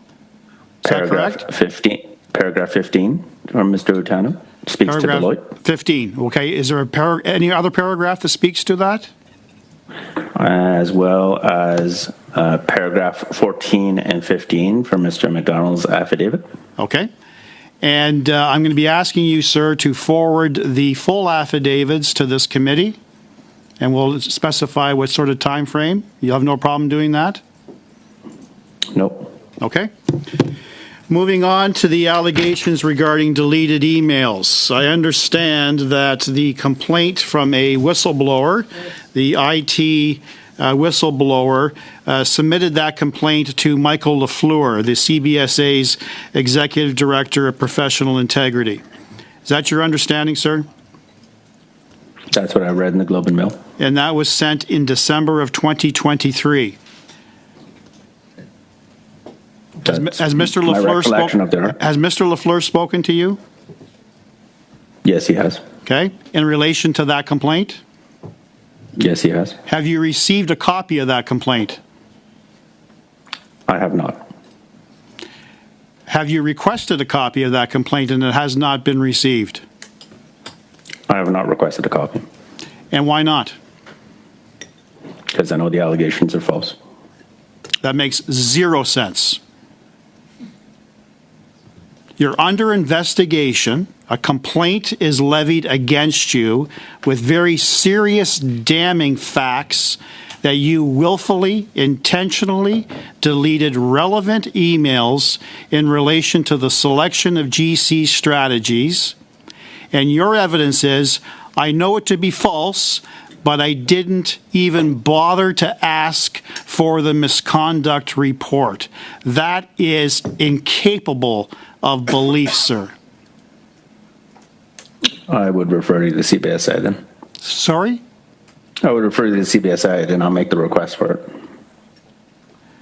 That is mind-boggling, sir. That truly is. Do you understand the content of the allegation, sir? Let me help you with that. I would like to remind the chair that Sir, it's my time. Sir, it is my time. The complaint says as follows, that you approached this IT employee directly without going around proper protocol for requesting technical support. You said that some files were lost when you attempted to move files between your laptop and the network drive in preparation for a new computer. What Mr. Doan was telling me or saying made no sense. I've never heard of a VP or an individual who receives VIP treatment in regards to IT-related tasks taking it upon themselves to move files or organize information in the way he suggested. The complainant said Mr. Doan said he was acting on the advice of CBSA's IT team, but this employee expressed skepticism. Who on the team gave you that advice? Identify names, please. I can find the name. Is it one name or is it several names? The initial person I identified that my battery would have be giving up soon or would have an issue, I could identify that name. And perhaps one of the reasons I didn't ask for anything is I've been on medical leave for the past 6 months, and on a doctor's advice I'm supposed to avoid stress would be probably a reason why I've not wanted to engage any further on an investigation about myself. But you'll supply the committee with a name? I will supply the committee with names. Thank you. Thank you very much. Ms. Atwin, please. Thank you, Mr. Chair. And Mr. Doan, just for context around these text messages, they were given to us by Mr. McDonald. And he's also sent an email that was to Miss Lucy Desprez and Sammy Hanouche. And in this, he alleges that you and Kelly Belanger worked to set him up. Who is Kelly Belanger, and is that a fair characterization? Je comprendrai pas dans quelle situation. I do not understand under what circumstances that could have happened. At that time, Mr. McDonald was a colleague with whom I had good relations. For Kerry Belanger, she was DG and later promoted. And Deputy CIO later on. Thank you. And just moving on from there, speculation about this lost data or emails is that it would perhaps detail maybe intimate relationship or involvement with GC Strategies and perhaps hold the key to who made the selection for the CBSA contract for ArriveCAN. Is that what we're going to find if we get access to these emails? I think evidence and testimony that keeps coming out is pretty clear. I have no relationship with GC Strategies. I heard Mr. Firth confirm that he had never met me outside of the office, yet he's met Mr. McDonald and other witnesses here. So from Mr. Firth himself, we do not have a relationship. The same was part of Bottler's messages. There was no relationship in one of the social media tweets I saw from Bottler. Mr. Firth couldn't even pronounce my 4-letter last name. And in terms of some of the findings of who's accountable, I already talked about the court decision, and I do refer you to paragraph 1.41 and 1.43 of the OEG report that says, and she also testified that the individuals at the executive direct level who exercise their delegated authority into entering contracts, and that in exercising their delegated authority, they bear the responsibility and accountability for the decisions and actions. So no, you will not find anything that contradicts what I've said today in terms of my relationship with GC Strategies or in the context of ArriveCAN. Thank you. And in your opening statement and just now, you've alluded to the fact that perhaps Mr. Cameron McDonald or Anthony Utano did have relationships with GC Strategies prior to the pandemic. You referenced specifically. Do you have any evidence to demonstrate that for our committee?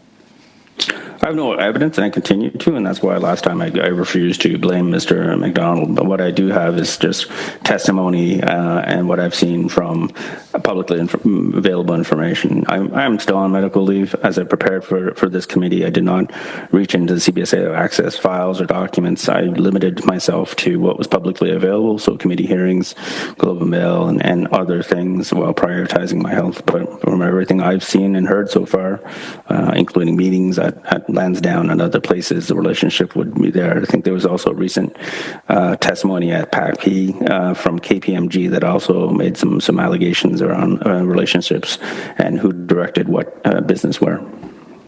Thank you. And Mr. McDonald and Anthony Utano have also been referred to as whistleblowers by some of my colleagues across the way. And they've made it clear to us that they feel, personally attacked for having spoken out about what they saw as wrongdoing. Is that a fair characterization that they're whistleblowers kind of speaking truth to power in this situation? Given what I've suffered through, both in terms of my mental and career, I tend to go to what various members have called the original whistleblowers here in Bottler, and Bottler were pretty clear in their opinion as to who the people were who had relationships with GC strategies dating back years. So I would characterize, as other members here have in the past, Bottler as the whistleblowers, and others I can't speak to. How they're being characterized and why. Okay. And just to be clear, I mean, you mentioned this dinner after the conference with AWS as far as the cloud service provider for ArriveCan. So just I'll ask you really directly, have you ever been given or offered, outside of salary, money or favors or gifts as a result of contractor relationships with regards to ArriveCan? No, si jamais arrivé. That never happened. Okay. I would like to know, too, is it normal for you and other vice presidents at CBSA to decide on a technical procurement approach without knowing the names or backgrounds and competencies of all the vendors involved? It does happen. It depends on the nature of the contract, the software, the service that is occurring. As I mentioned, I have 1,400 employees. We are managing 190 enterprise systems. If I had to get engaged in every single contract, every single discussion, I would completely bog down the process and the system. Mr. Doan, you mentioned in a previous response that I believe it was Mr. Firth had difficulty with your four-letter last name, and I noticed that committee members have used 3 or 4 different versions this evening. At one point, the Liberals just chose to sort of lower their voices when they got to your name as a strategy. And we should have done this right at the beginning, but how do you pronounce your last name? And which committee member got it closest? Thank you for that. Listen, my name is... We're out of time there. I'll go ahead, Mr. Doan. I'm Vietnamese. My name's fairly simple. It's Minh. I've heard it, but every single way. Often I hear Ming, and I ask myself, where in M-I-N-H do you hear G? But I've kind of just developed a little bit of a shell to that. My last name is Doan, so Vietnamese because of the French influence. We pronounce it Doan, but I'm used to being called Don as well, similar to the I believe a hockey player, but I don't watch hockey, but I believe there's a famous hockey player with the last name Don. But I prefer Doan, but I totally accept Don as well. Go ahead, Mr. Genwis. Chair, that last round was light but revealing. My NDP colleague asked the witness how he pronounces his last name, and he literally consumed the entire round, offering a very roundabout response to that.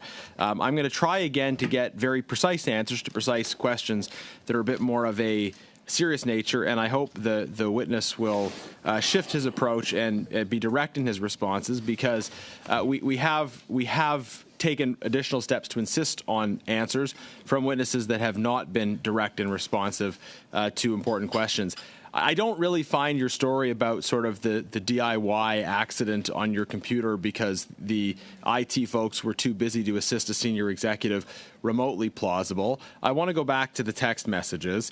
These are text messages that the committee received from Mr. McDonald, and you said you don't recall them, but you haven't denied them or said they sound out of character.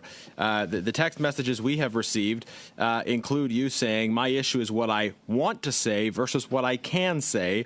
Can't throw FAC under the bus, can't throw ministers under the bus," implying that you might want to, but you can't.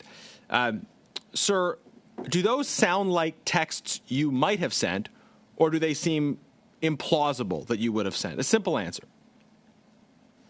They seem plausible. I don't believe in throwing people under the bus. Sorry, they do or they don't? They do. They do seem plausible. I do not believe in throwing people under the bus. Sorry, do they seem plausible or not? They do seem plausible. They do seem plausible. Okay. Yes. All right. So if they are plausible, then what would you have liked to say that would throw ministers under the bus? Je pense que c'est pas la suite. What I would like to say was that I was simply trying to express my frustration after 2 years of work, and then I come here and I'm asked why we did X, Y, being told it was useless work. Two of us. I'm also frustrated because you just told us that it's plausible that you would have talked about how you would like to but can't throw ministers under the bus. I'm just wondering what information you had or have that you could have shared and didn't feel you could share but could have shared that would have effectively cast blame on ministers. What is that information? So perhaps to clarify, I don't want to throw anybody under the bus. It doesn't matter if it's FAC or ministers. That's not something I believe in doing. That's not the point. The point is I want you to tell the committee the truth. Without fear or favor, I want you to tell the committee the truth. What you implied very strongly in these text messages to Mr. McDonald is that you had information that you could not say that, if said, would have the effect of casting blame on ministers and on FAC. Now, you said it was plausible that you would have sent those text messages. So, what is that information? That implied. It's implied by who? By you in text messages that you sent to Mr. McDonald that have been provided to this committee. That's not how I interpret those text messages. This is what the text messages say, sir, and we're getting to time without you having provided any answer. You said, my issue is what I want to say versus what I can say. Can't throw FAC under the bus, can't throw ministers under the bus. I've read these a dozen times so far. Could you explain to us? That. I can't throw people under the bus. Right. But you said before that, my issue is what I want to say versus what I can say. So you were saying there are certain things you can't say that you want to say. So what are the things you can't say that you want to say that, if said, would cast blame on ministers of the Crown? Hang on, let me try to follow that one. Mr. Chair, I'm trying to answer. What I can say is express my frustration in committee because we're here to talk about facts and evidence. So I can't express how tired I was at the time. I can't express how frustrated I am that my entire team's worked so hard to then have this application. You know, the problem is this isn't a question about your feelings or your frustration. This is an important issue of the public interest, and I'm trying to get an answer from you about what you said in these text messages. So, Chair, I would like to ask that the committee instruct the clerk and analyst to prepare a report to the House, which the Chair shall table forthwith, outlining the potential breach of privilege concerning Minh Doan's refusal to answer those questions which the committee agreed to put to him and his prevarication in answering others. I think it's clear why this is necessary. I really don't want to see us in another situation where we're calling someone to the bar for admonishment in the House. It's quite I think, an embarrassing affair, and I don't think that we need to go down that road again.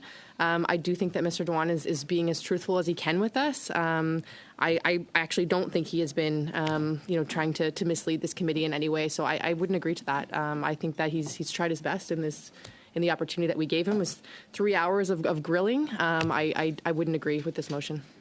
I would just say a couple things very quickly with respect to colleagues' comments on Mr. Genuis's motion.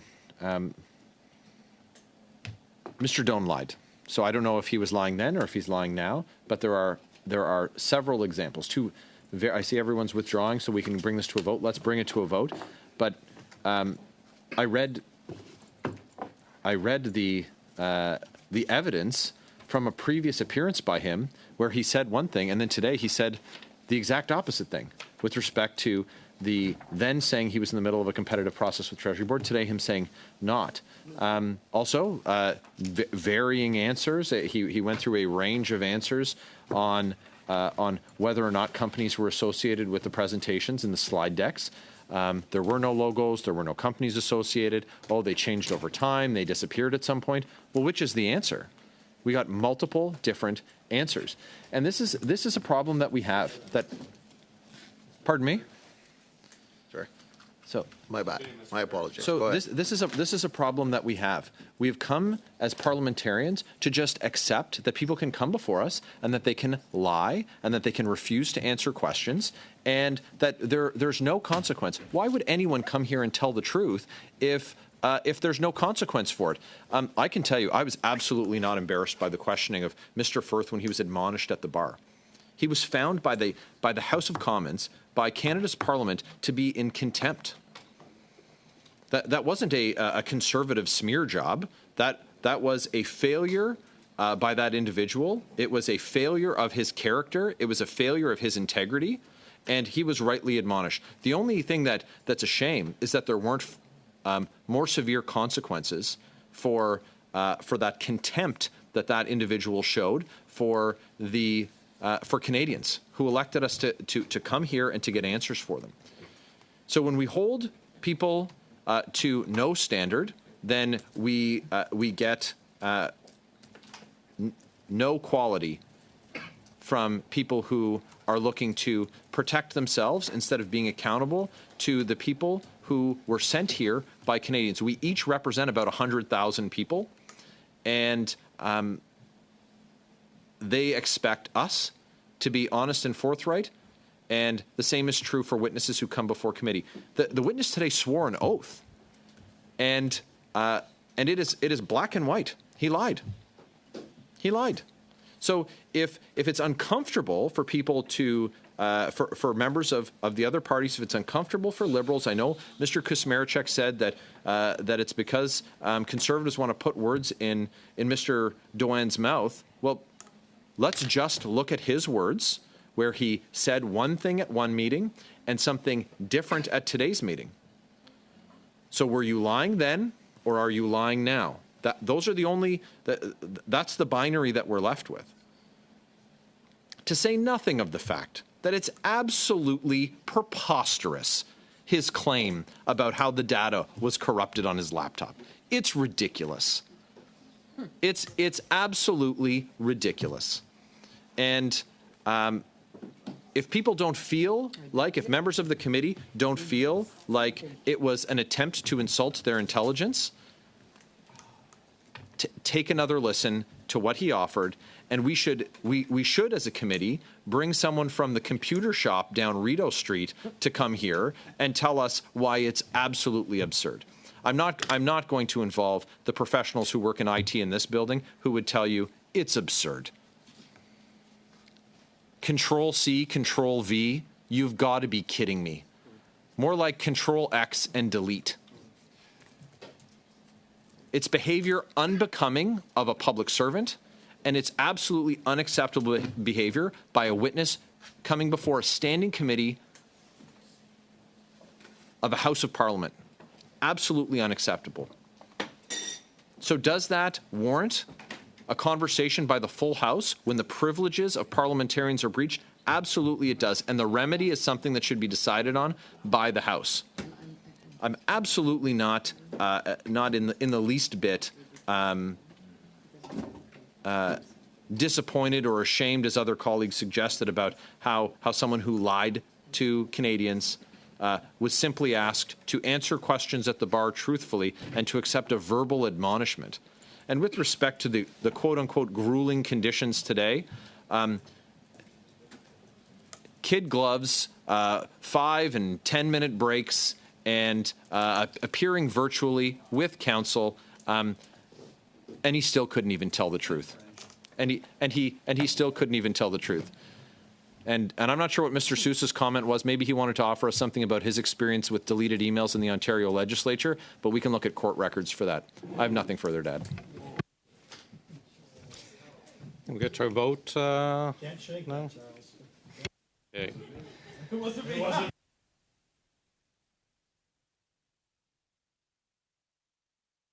Charles Sousa. Okay, we will go to a vote. Recorded vote, I assume. Ms. Atwin, Opposed. Mr. Baines, No. Mr. Johari, Against. Mr. Kusmirchuk, No. Mr. Sousa, No. Mr. Barrett, Yes. Mr. Janice. Yes. Mr. Brock. Yes. Madame Vignola. No. Mr. Backrack. No. So yeas pour 3, and nays contre 7. So defeated. Mr. Sousa. 3 minutes. Minh Doan, are you still there? Mr. Doan's still there. All right. Do you have any concerns about Mr. McDonald or Mr. Otano's conduct with contractors during the early days of the pandemic and during the development of the ArriveCan app? No, I didn't in the early days of the pandemic or during the development of the ArriveCan app. Did you have any dealings with Mr. Wallach, a card-carrying conservative from Dalian Enterprises at all? I don't recall having any meetings with them, but I don't have access to my calendar. Mr. Doan, would you cooperate with the Public Sector Integrity Commissioner if an investigation was asked? Yes, of course I would. Do you know why you're being targeted? Do you know why? What do you think is happening to you right now? I can't speak on the motivations of others, but I had a high esteem of them. I had a high regard of them. If they had nothing to hide, they would not have to shift blame to others or try to stop investigations. I know you were trying to read the affidavits about claims against you. You don't have to read them in its entirety, but how are you, and to my point to my colleague across, Mr. Barrett, what I was suggesting is that I recommend and I commend your ability to answer these questions both in English and in French. And that was my comment to you in regards to that. And if you have anything more to add in regards to the affidavits or anything else that's happening here today, please do. I thank the chair and the honourable members for the accommodations that were given to me today, including the breaks. As I said at the outset, I have cardiac disease. I'm still on sick leave. My doctor's advice was to avoid stressful situations because they can cause anginas or heart attacks. I have family that I provide for. I have young kids. I'd rather avoid going back to the ICU or even worse. So I want to thank members and the chair for the accommodations. This has been extremely difficult. Somebody, I think, slipped that it was 3 years and not 3 hours. It certainly felt more like 3 years and 3 hours, but I tried to answer with facts, and I will continue to do so. Thank you, Mr. Doan. That's it, Mr.